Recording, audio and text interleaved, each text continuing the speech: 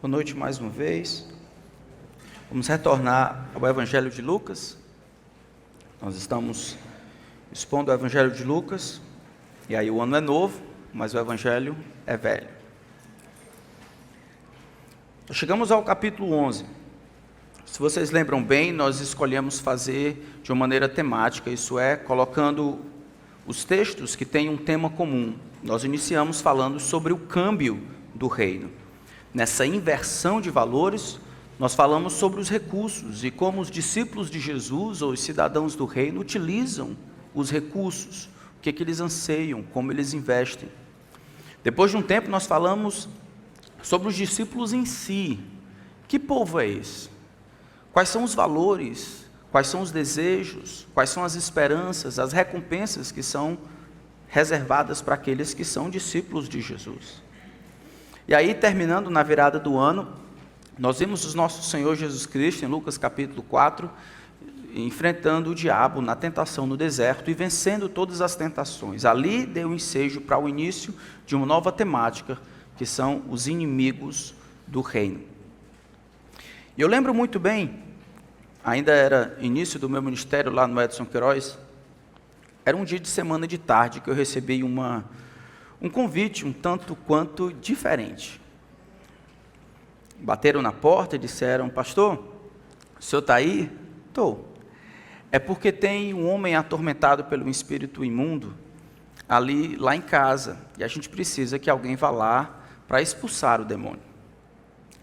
Eu queria que tivesse me convidado para comer cuscuz ou alguma coisa assim. Então, lá vai eu, chegando lá, pedi para que as pessoas se retirassem, e pela graça de Deus, e depois de muita oração, o homem deixou de ser atormentado, o inimigo estava tentando fazer com que ele suicidasse. Eu apresentei o Evangelho, então ele finalmente creu, ainda hoje é um crente em Jesus Cristo.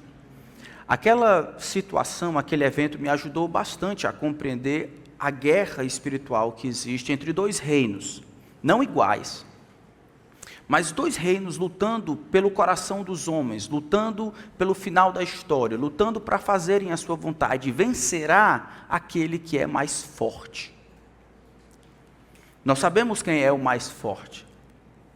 Mas Lucas capítulo 11 é um texto que sobre alguns aspectos marca essa virada e descreve em cores vívidas a luta que existe entre o poder de Deus e o poder do inimigo de Deus.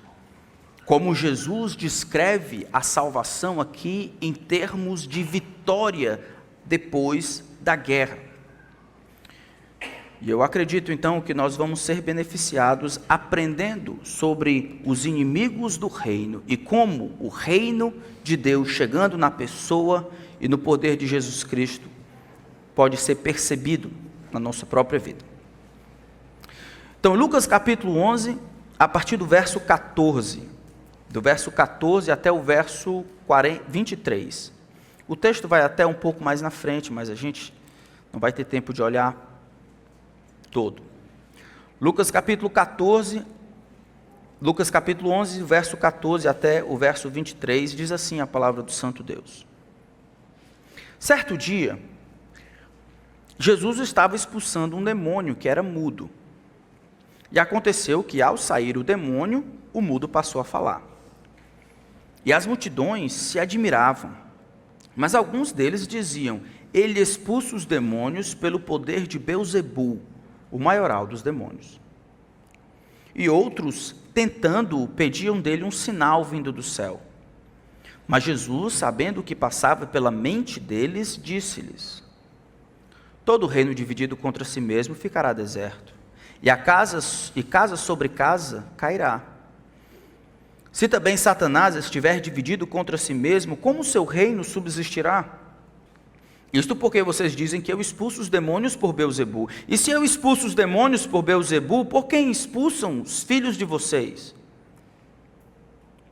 Por isso eles mesmos serão juízes de vocês. Se, porém, eu expulso os demônios pelo dedo de Deus, certamente é chegado o reino de Deus sobre vocês. Quando o valente, bem armado, guarda a sua própria casa, todos os seus bens ficam em segurança. Mas se aparece alguém mais valente do que ele, vence-o, tira-lhe a armadura em que confiava e reparte os seus despojos. Quem não é por mim, é contra mim. E quem comigo não ajunta, espalha. Vamos orar. Senhor, tua palavra está aberta diante de nós, mais uma vez. E é o que nós mais precisamos, é ouvir o que o Senhor tem a dizer para nós. Vão é o socorro do homem, vã é a sabedoria humana.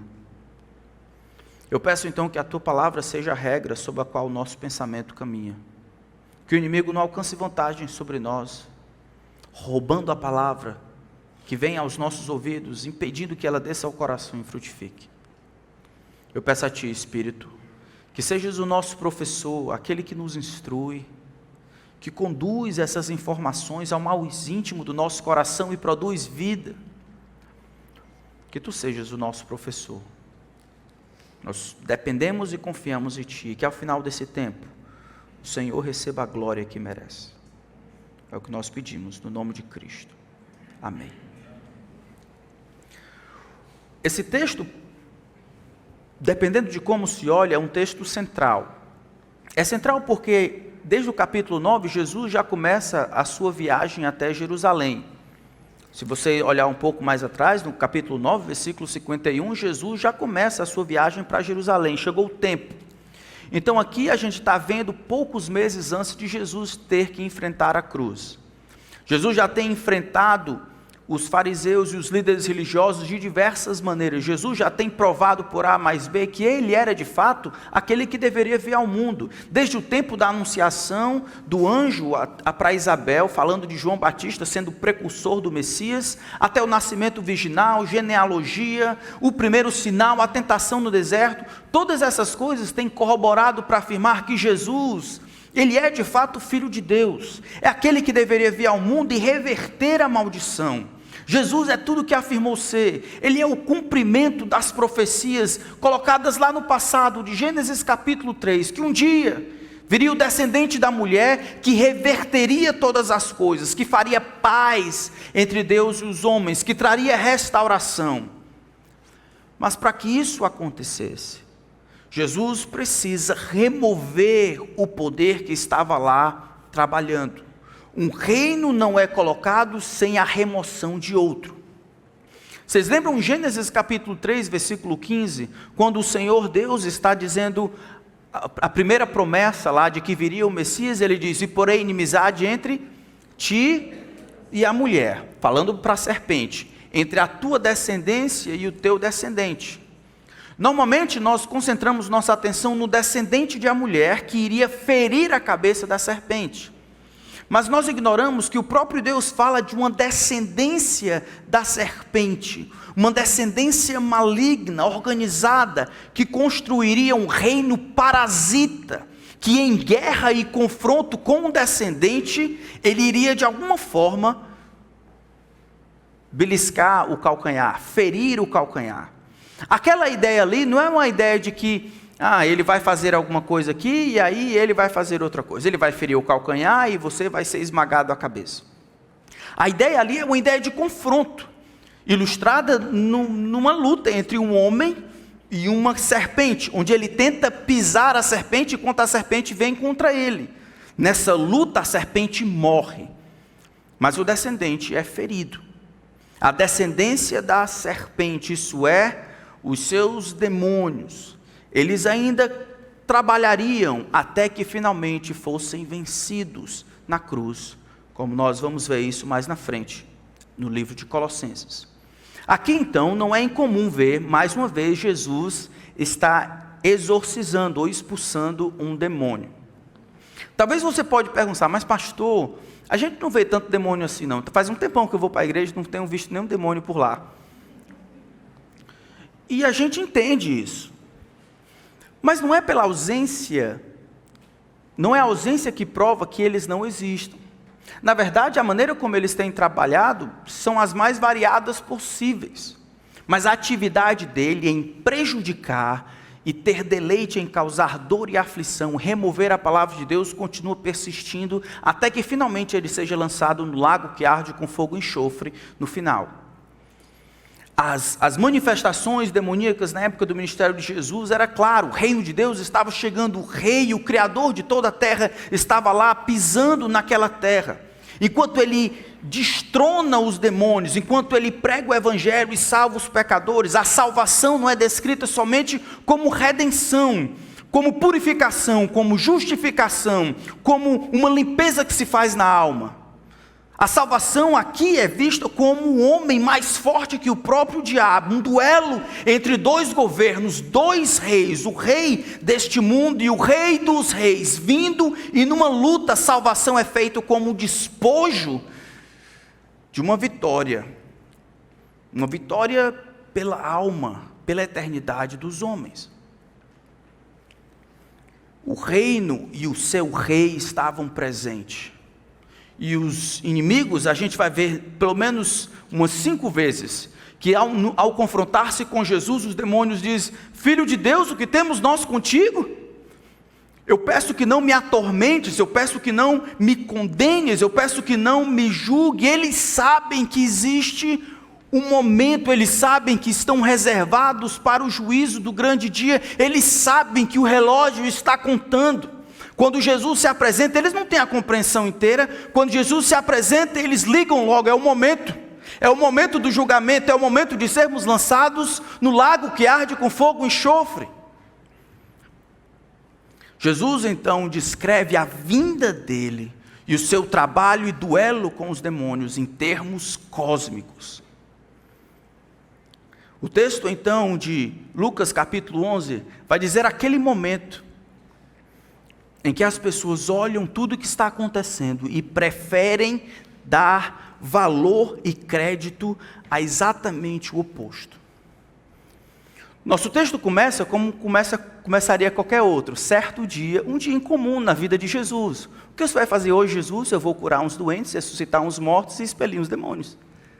E na terça-feira, você tem alguma coisa programada? Eu vou expelir uns demônios, pregar o evangelho, curar uns doentes e ressuscitar uns mortos. E na quinta-feira da semana é isso. Então, certo dia, vai dizer um dia comum, um dia normal, Jesus estava expulsando um demônio que era mudo. Um demônio que era mudo pode significar 2 coisas. Pode significar que o demônio mesmo era mudo e não falava, ou que o demônio, por ter tomado posse deste rapaz, havia causado mudez. De qualquer forma, as 2 coisas são possíveis. Que o demônio ele ataca e trabalha de várias maneiras, a gente vê no próprio evangelho. Às vezes a gente acha que o inimigo das nossas almas trabalha apenas como aparece lá na TV, como ele é pintado nas telas de Hollywood e outros lugares, ignorando que coisas simples ele está em atividade sempre com um propósito em vista: prejudicar e causar o mal na criação de Deus. E aconteceu no versículo 14 que ao sair o demônio, o mudo passou a falar. De alguma forma, ou porque o demônio era mudo, bem feito para ele, ou porque havia causado a mudez no rapaz, os dois estavam ligados. Tanto essa deficiência estava ligado ao demônio. Na ausência do demônio, então, o mudo passa a falar. E as multidões se admiravam. As multidões se admiravam com o que havia acontecido. De todas as curas que Jesus faz, essa talvez seja a mais simples de todas. Em termos de descrição, é uma descrição resumida. A gente está vendo alguém que era mudo e de repente ele é exorcizado, ele é liberto e ele começa a falar e as multidões se admiram. Pronto.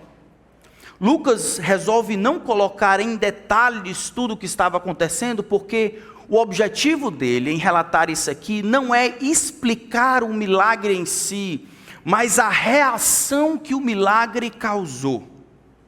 A resposta dos outros a presenciarem o reino de Deus vindo com poder, o dedo de Deus vindo de fora para dentro e entrando na história e despojando o diabo. Enquanto as pessoas veem isso, a resposta que eles dão a isso é o propósito de Lucas. Então o texto ele é dividido em 2 fases. A primeira, como os homens respondem ao que Jesus faz, e aí depois, como Jesus responde às respostas que eles deram. como as pessoas respondem, e aí como Jesus responde a resposta que eles mesmos deram. Então a gente vai olhar a primeira parte, a resposta dos homens, e aí no próximo domingo vamos ver o que isso significa. O que isso que está acontecendo significa. Mas alguns disseram, e aí eu quero que vocês tentem olhar as multidões, que aparece aí no versículo 14, e as multidões se admiravam. Mas alguns deles diziam, ele expulsa os demônios pelo poder de Beelzebu, o maioral dos demônios. E outros, tentando, pediram dele um sinal vindo do céu. A reação das pessoas está dividida. Existem 13 reações. As multidões se admiravam. Não dá para saber o tanto de gente, mas era uma multidão. Se admiravam porque o milagre havia feito. Dentro deste conglomerado de pessoas, pelo menos 2 grupos se dividem, avaliando o que estava acontecendo e aquele milagre com olhos diferentes. Eles olham que o milagre aconteceu. É claro que o milagre se operou. O homem não falava e agora o homem começa a falar. É claro que alguma coisa aconteceu aqui. Como eu interpreto essa situação, ao invés de linkar a Cristo e ajudando a ratificar que Jesus é o prometido, Ele é o Messias. E assim eu devo responder a Jesus, me submetendo a Ele, abraçando Ele como Ele é. Eu resolvo caminhar em outra direção. Aconteceu de fato um milagre, mas isso foi causado de fato por Beelzebu, o maioral dos demônios. A palavra Beelzebu aqui era uma palavra comum, era um ídolo, talvez um ídolo lá dos cananitas, tanto é que Lucas, ele usa aqui, não precisa nem de tradução. Beelzebu era tido como outro nome, um apelido carinhoso para Satanás.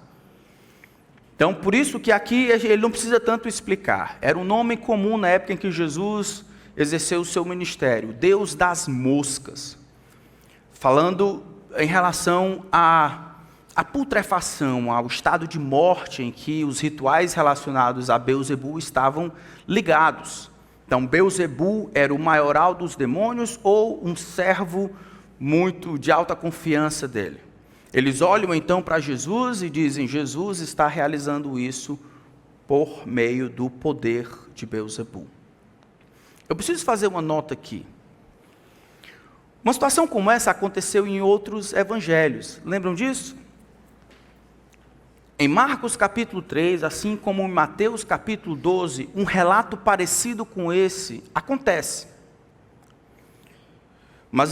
E apesar de ter muitas coisas similares, ter a palavra Beelzebu, ter uma conversa parecida, Jesus dizer quem não é por mim é contra mim, e quem comigo não ajunta espalha, existem muitas coisas diferentes aqui. O que me leva a concluir que não é, ou não são, a mesma coisa. Às vezes é comum que os primeiros 3 livros do Novo Testamento, Mateus, Marcos e Lucas, eles pegam o mesmo evento e eles vão explicar de perspectivas diferentes. É o mesmo evento sendo contado por ângulos diferentes.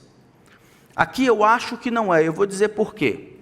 Acho que não é o mesmo porque ali em Marcos capítulo 3, em Mateus capítulo 12, aquela discussão se passa na Galileia. É exatamente o final do grande ministério galileu.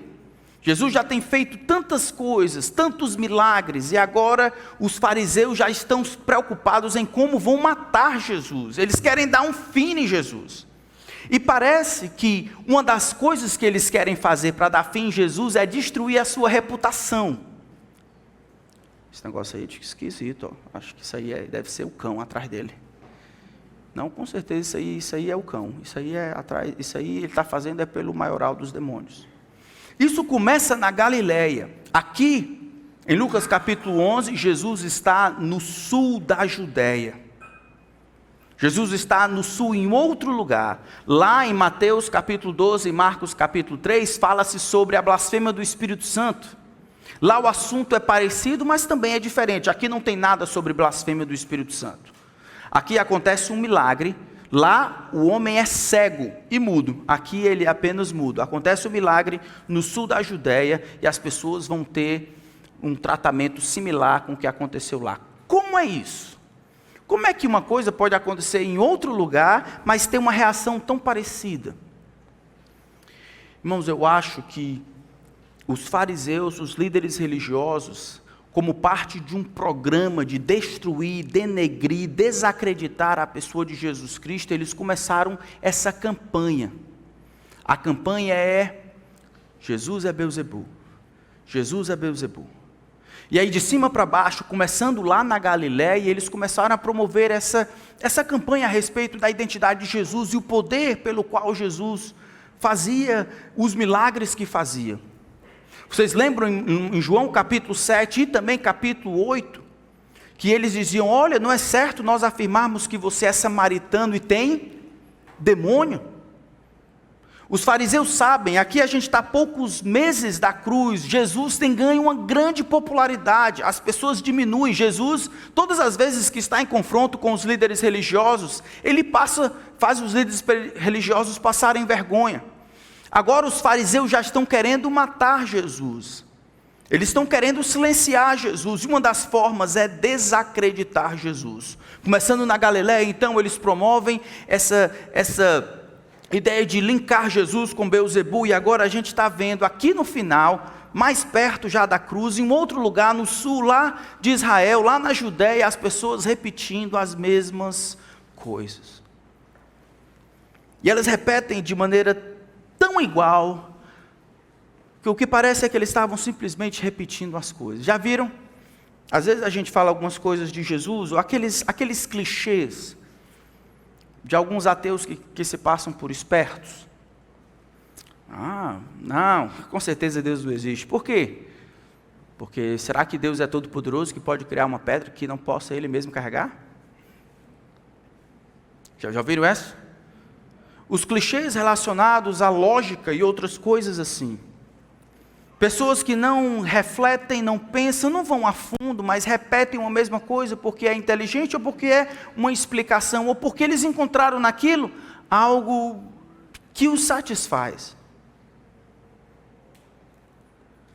Aqui, no entanto, os homens estão blasfemando contra Jesus. Eles olham para o Rei dos Reis fazendo determinada coisa, eles olham para o Rei dos Reis realizando um milagre, provando que Ele é tudo o que afirmou ser, e eles resolvem prontamente conferir a glória e identificar aquele poder por meio do qual Jesus trabalha ao diabo. Deus, então, muda na cabeça deles para ser o diabo. O ser mais puro de todo o universo é tomado como o ser mais vil de todo o universo. Toda a liberdade e altruísmo que era Deus trabalhando em função dos homens, agora é colocado para ser o próprio diabo, trabalhando em interesse próprio, para receber as atenções. Não é à toa que quando relato como esse acontece lá em Mateus e em Marcos, Jesus diz: nem nos séculos vindouros vai haver perdão para aqueles que blasfemarem contra o Espírito Santo. Aqueles que diante de tantas provas, aqueles que diante de uma verdade tão clara, aqueles que de uma maneira tão gráfica percebem a ação de Deus na vida dos homens, Jesus, o próprio Evangelho ali em carne, o que Deus estava fazendo por meio dele, percebem aquilo dali e resolvem virar o rosto, ou em atribuir a glória devida a Cristo a outro ser, eles cruzaram a linha. Não dá mais para eles. Eles não conseguem voltar mais. Eles ultrapassaram o limite estabelecido, a maneira pela qual Deus poderia salvar os homens. Era por meio de Cristo. Ainda hoje os homens blasfemam contra o Senhor. Não é incomum as pessoas falarem mal de Cristo. Mas isso não é novo. Mesmo naquela época, os homens explicam o sobrenatural de uma maneira indevida. E aí nós temos as segundas pessoas. Ou melhor, não gostou, também não gostaria do demônio mesmo. Depois do versículo 16, e outros, tentando, pediam dele um sinal vindo do céu. Aí você pode pensar, não, mas blasfêmia eu até entendo, blasfêmia é um negócio muito feio, como é que alguém, com certeza alguém não pode ser salvo dizendo que Jesus é o diabo, ou conferindo glória, ou a origem daquilo que Jesus estava fazendo ao próprio Beelzebu, eu compreendo isso. Mas a reação das pessoas a Jesus, ou ao que Jesus estava fazendo, nem sempre toma um teor belicoso, ou um teor assim mais ativo, blasfemo. Algumas pessoas, principalmente na modernidade que estamos vivendo, ela vai tomar assim um tom bem político, ou um tom bem educado. Olha o que o texto diz. Diz que alguns pediam dele um sinal vindo do céu. Em outras palavras, é como se ele dissesse, eu entendo, Jesus, estou contigo. É muito legal o que você fez aí, você acabou de fazer um mudo falar e tal. Eu tenho acompanhado aí as redes sociais, te seguido no Instagram. Você tem bombado lá, ressuscitado, pessoa daqui e acolá. Mas o senhor não dá para fazer mais um não aí? Mais umzinho? Não, só para eu tirar dúvida, né? Vai que... Faz um aí a mais, alguma coisa aí a mais, algo espetacular, faz algo grandioso, inequívoco. Prova que de fato você é o Filho de Deus. E aí, antes de nós tomarmos isso como político, polido e educado, precisamos olhar no versículo 16, que ele diz, depois de outros, tentando. Tentando. A ideia de tentar aqui é a ideia de pôr ele à prova. Mas esse teste aqui que fazem com Jesus revela muito mais o coração deles indispostos a crer. Irmãos, a gente precisa ficar claro, para todos nós, o problema da descrença não é um problema de informação. O problema daqueles que não creem não é um problema de informação somente. Não é dando informações, infográficos, não é ajudando, por melhor que seja a sua eloquência, explicando, desenhando o que é o Evangelho e quem é Jesus, que isso fará com que pessoas creiam. Para o descrente, para aquele indisposto a crer e se submeter a Jesus, sempre haverá algo mais que precisa ser feito. Eu queria saber só mais isso. Você pode me ensinar mais aquilo outro? Mas é porque isso ainda não está claro. O senhor faz mais um sinal, e depois desse mais outro, e depois desse mais outro, e depois desse mais outro. Precisamos entender, irmãos, que a questão não é falta de informação. Se nós olharmos em João capítulo 1, olha como Jesus lida lá, João capítulo 1.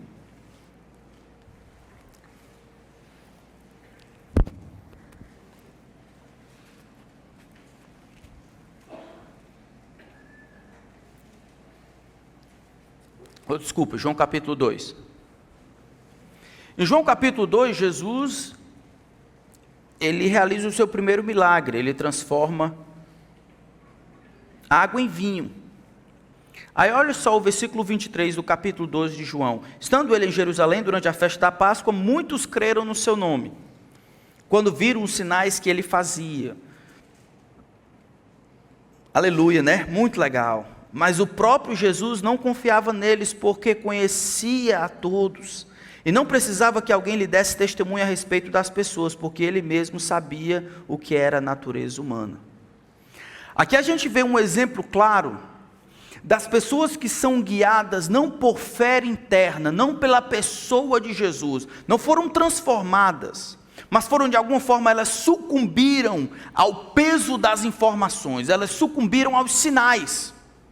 Os sinais carregaram essa pessoa tão perto de Jesus, mas não deram a essa pessoa a fé que só Jesus pode dar.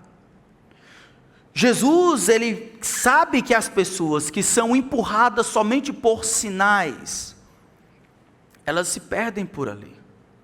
Precisa de algo mais do que a informação que os sinais conferem. Precisa algo mais, e isso somente Deus pode dar. Jesus, eu entendi, mas faz mais um sinal. Só mais um. Mas na frente Jesus vai falar sobre o sinal de Jonas. Ele mesmo será o sinal maior que prova para todos que ele de fato é o Filho de Deus. No Evangelho de Lucas, até aquele momento do capítulo 11, nós temos visto sinais à torta e à direita. Nós temos visto a anunciação do anjo a Isabel dizendo: olha, você vai dar à luz de maneira milagrosa a João. João vai ser o precursor do Messias. O mesmo anjo Gabriel corre lá e vai falar com Maria: olha, você dará à luz um filho e dará o nome de Jesus, porque ele salvará o seu povo dos pecados dele. Depois então Maria concebe Jesus de maneira virginal. A genealogia aponta que ele é o Messias prometido. No batismo, o próprio Deus lá do alto diz: este é o meu filho amado, em quem está todo o meu prazer. E no capítulo 4, Jesus destrói, defende-se contra o diabo, esmaga as suas tentações. Em em Lucas capítulo 7, quando os mensageiros de João vêm: o João mandou a gente vir aqui para perguntar, você é aquele que deveria vir ao mundo ou a gente tem que esperar outro? Qual a resposta de Jesus? Vai e diz para ele o que você está vendo. Os cegos veem, os coxos andam, aos pobres está sendo pregado o reino de Deus. Os milagres de Jesus falavam sobre a identidade de Jesus como o Messias prometido. Então tem sinais em todo canto. Não é mais um sinal que causará fé nesses homens aqui.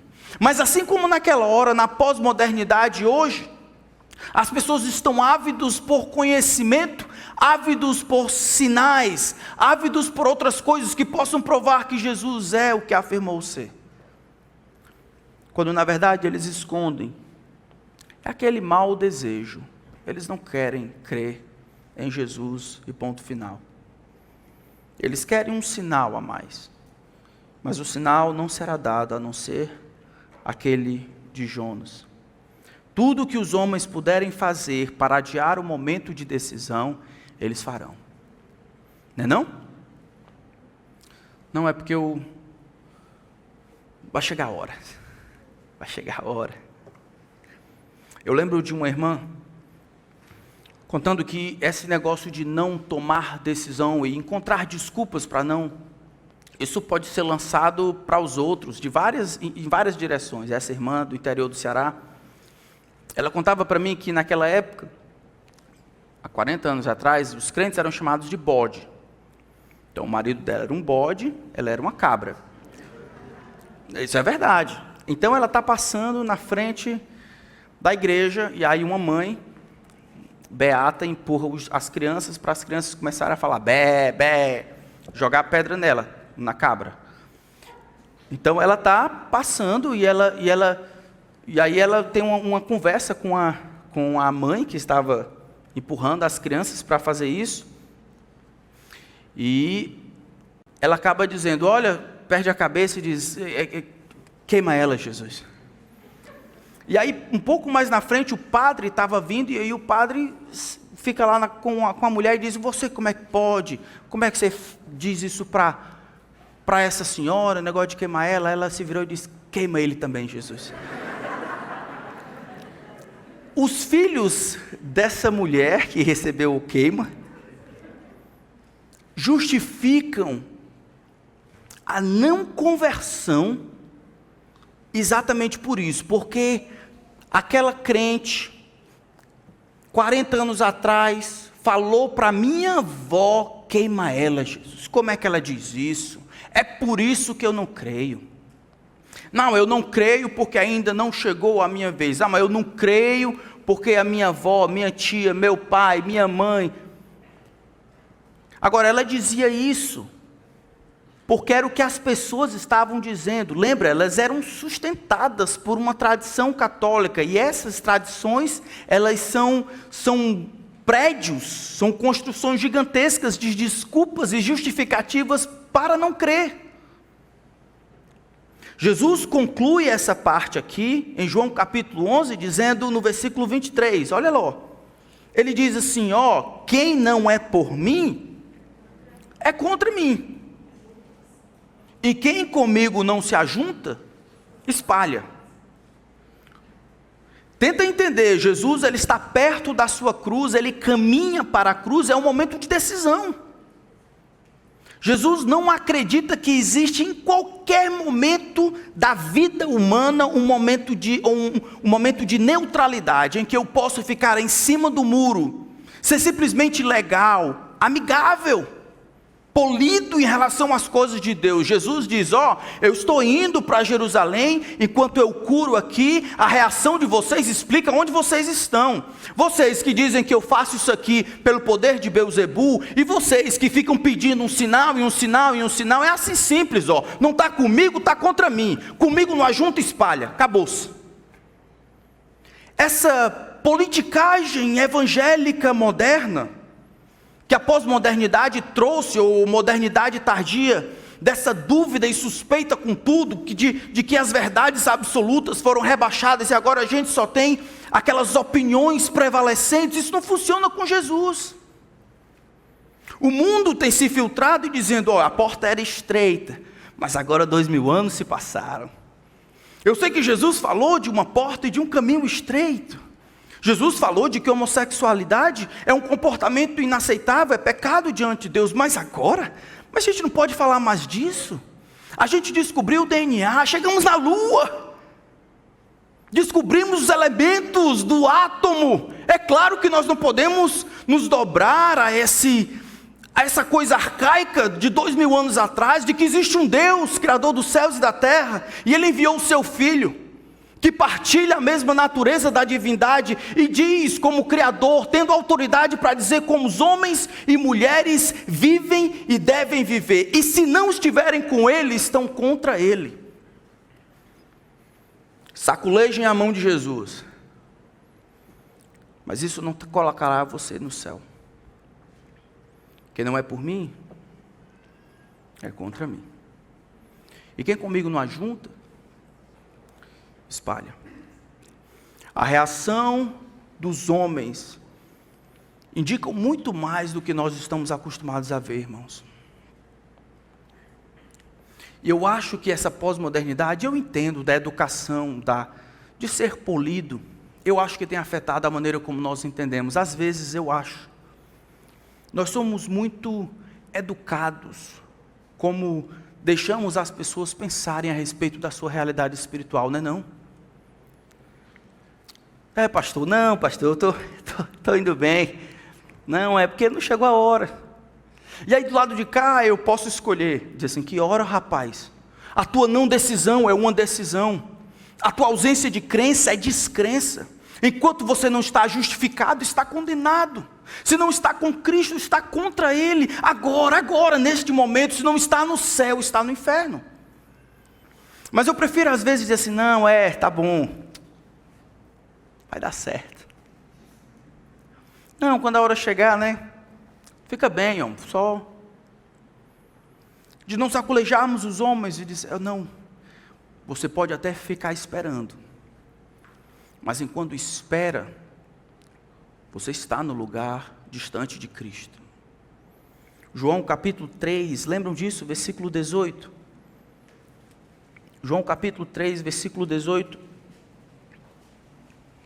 Abram lá.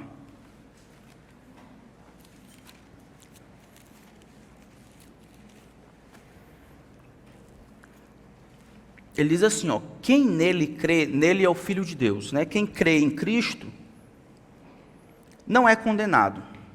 Não é que não será condenado. Lembra que ele está falando de agora, quem nele crê, não é condenado.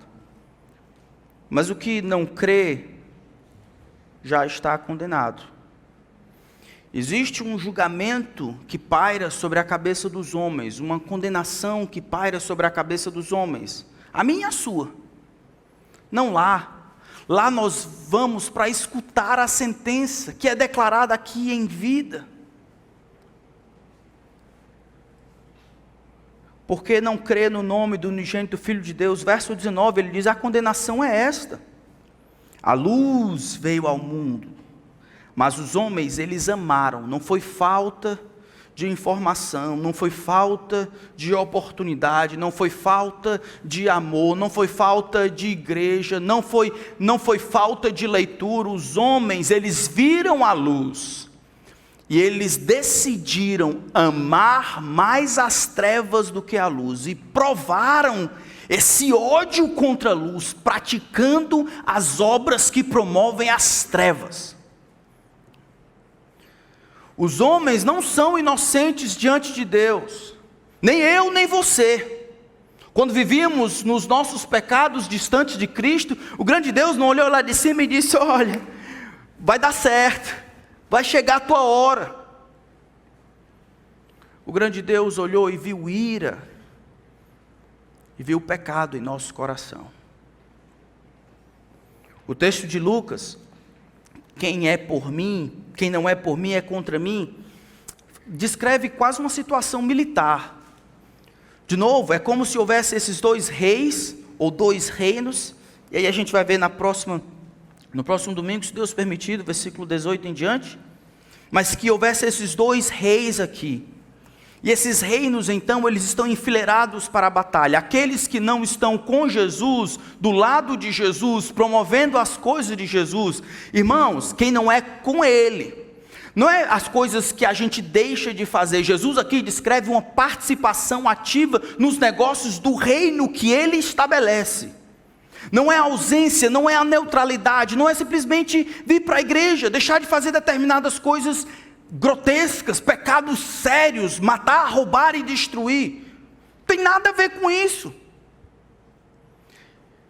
Tem a ver com aquela participação ativa nos negócios do reino de Cristo. Estar com Ele, de maneira a perpetuar os valores, os desejos, os negócios do reino. Eu estou por Ele, com Ele, para onde Ele vai, eu vou. Não é na inatividade, não é na passividade. Aqui eu digo primariamente para os homens. Nós temos a tendência de achar que ser passivo, ou melhor, não fazer o que é errado, é tudo o que nós deveríamos fazer. Homens, Deus nos chamou para nós lutarmos em duas frentes. Nós nos ausentamos do mal, nós trabalhamos na defesa, não cometendo pecados, e nós ativamente trabalhamos para o bem do outro. De um lado, nós paramos de nos submetermos ao pecado e a pecar contra o Senhor, lutamos para não pecar. Mas só não pecar, nós ativamente participamos do que Deus está fazendo. Nós não somente rejeitamos o mal, mas nós promovemos o bem. E aqui não é diferente. Quem não é por mim, quem não está do meu lado, quem não luta no meu exército, quem não fere como eu fui ferido, quem não dá a cara a tapa como eu estou dando, quem não promove as coisas que eu desejo, é porque não é meu súdito. Na verdade, é meu inimigo. A pós-modernidade diz que salvação é muito complexa. Não dá para entender muito esse negócio não, pastor, negócio de preto no branco, agora as coisas são tudo cinza. 585 milhões de tons de cinza. E a gente não vê muito, como é que, não é muito assim, não. Que é isso, pastor? É claro que a Escritura diz que as mulheres não deveriam se propor a serem pastoras, mas no século 21, quase beirando o 22 já, não, isso não existe, isso é machismo, chauvinismo. Isso é Bíblia. Isso é Bíblia. É o que Deus disse em sua palavra. E ponto final. Não, agora as coisas a gente vai no fluxo. Não vamos no fluxo nenhum.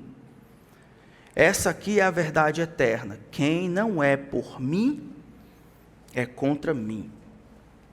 E quem comigo não ajunta, espalha. A ideia, nessa parte, ajuntar e espalhar, a ideia de uma sementeira, de uma colheita, não a ideia de um pastor. A ideia de uma sementeira e de uma colheita. Ele não está falando pastorear aqui, ele está falando, nós ajudamos Jesus a angariar as pessoas.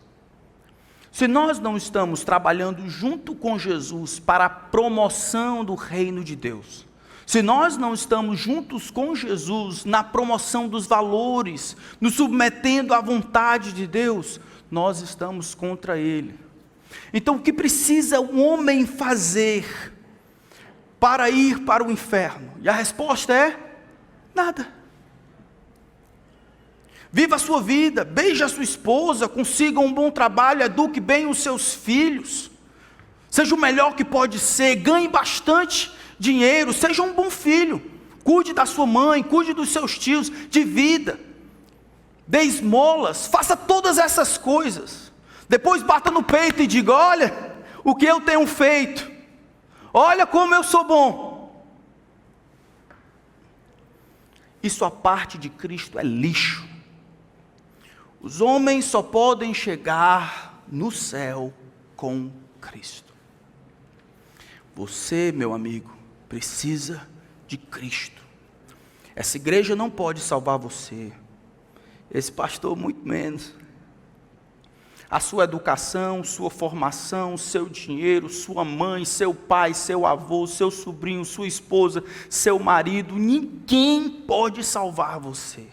Na sua inabilidade, na sua incapacidade, nas suas muitas desculpas, nas suas justificativas tolas aqui e acolá, você precisa de Jesus. O texto diz, no versículo 17, do nosso texto de Lucas 11, algo que me chama bastante a atenção. Enquanto os homens estão dando essas desculpas, mas Jesus, sabendo que passava na mente deles. Jesus sabe o que passa no teu coração. Tu pode esconder para tua mãe, pode esconder para tua esposa, pode esconder para mim, pode esconder para teu pai. Mas Jesus sabe o que passa na tua cabeça. Ele sabe quais são as justificativas e desculpas que você tem dado para não ser ativo, para ficar na neutralidade, achando que isso está bom, porque você não é como os outros homens miseráveis. Deus sabe o que está no teu coração. Deus sabe o que segura e sustenta você. Se você não se submeter a Cristo, você vai para o inferno. Com todas as informações que tiver, com todas as amizades que tiver, com todos os companheirismos que tiver, com todo o amor da sua família e da sua igreja, você precisa de Cristo. E de Cristo somente. Mas nós precisamos lembrar que estamos lutando em dois reinos, tá bom? Você representa, se foi salvo em Cristo, está com Cristo, você representa o reino de Deus. Está do lado daqueles que vencem. O reino de Deus é exatamente o lugar, essa esfera, essa de submissão, de influência de Deus sobre nós, para onde Jesus conduz as pessoas. Essa esfera de domínio, de controle, na qual os filhos de Deus vivem. O reino de Deus é Deus agora começando aquilo que havia prometido lá, em Gênesis capítulo 1. Deus governando o coração dos homens. Meus irmãos, vamos ter cuidado com a paciência que nós temos para com os nossos amigos que evangelizamos. Eu sei que você quer ser paciente com esses, mas não seja complacente. Diga para eles que não existe meio do muro, diga para eles que não existe middle ground, diga para ele que não existe aquele ali morde-a-sopra, não existe coleguismo, não existe familiaridade, não existe quase lá, não existe bem pouquinho, existe morte e vida, céu e inferno, com Jesus, sem Jesus, filho de Deus, filho do diabo. Qualquer outra coisa cinza que o mundo tem dito está à parte do que Deus tem dito em sua palavra. Então mesmo que seja com um sorriso nos lábios, diga para ele a verdade. Não deixe ele dormir sem saber de que essas verdades, elas vão ser cobradas um dia. Se você não se arrependeu ainda dos seus pecados, meu amigo, e não depositou sua confiança em Jesus, ore a Deus, peça que Ele lhe dê isso. Como é que você ora? Primeiro, peça por 3 coisas. Primeiro, peça por temor. Temor de quê? Temor do inferno, temor do Deus Santo, temor.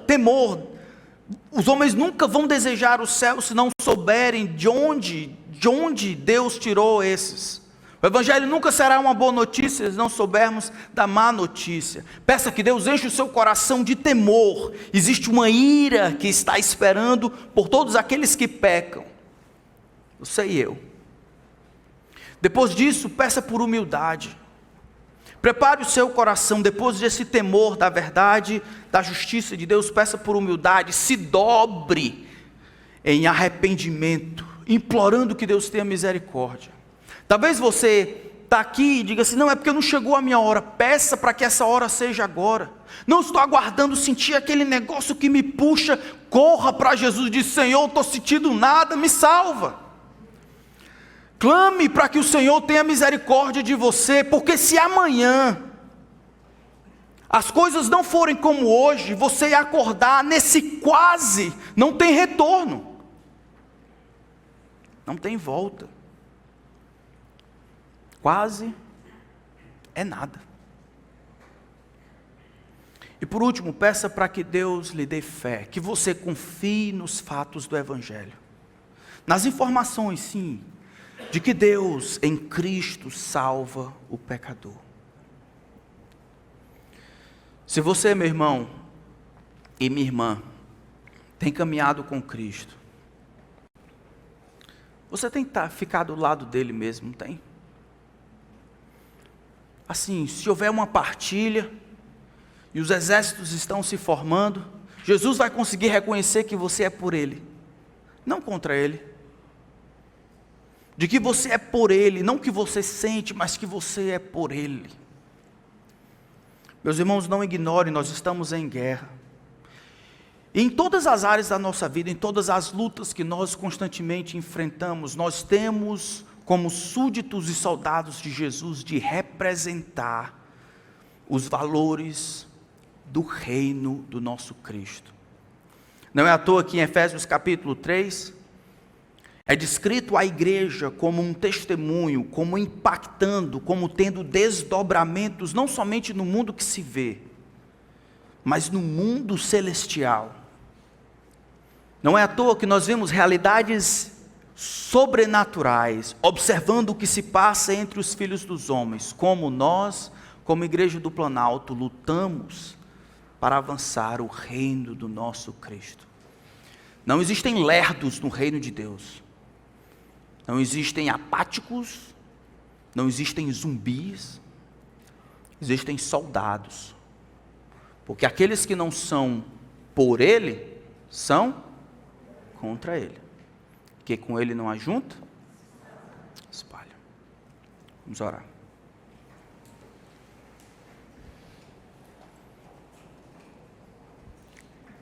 Senhor, eu queria pedir que esta palavra nos ajudasse na nossa vida. Teu reino veio, o Senhor Jesus já foi crucificado e ressuscitado, e hoje nós lutamos pelo Senhor, contigo, não nas nossas forças. Ajuda-nos a ver a sobrenaturalidade da nossa própria vida, olhar para a nossa salvação e ver a enormidade do que aconteceu, o Senhor despojando o inimigo das nossas almas, ele que nos detinha, que nos controlava. Ajuda-nos, Senhor, a proteger os nossos irmãos e aqueles que, por um motivo ou outro, acabam achando que podem se familiarizar com Cristo e serem colegas e admiradores de Jesus e não servos e escravos dele. O Senhor não tem colegas, só amigos e inimigos. Faz-nos, Senhor, todos nós sermos amigos, subalternos, escravos voluntários de Jesus Cristo, de maneira a não nos encontrarmos do outro lado, lutando contra o Senhor, que não pode ser vencido. Em nome de Cristo. Amém.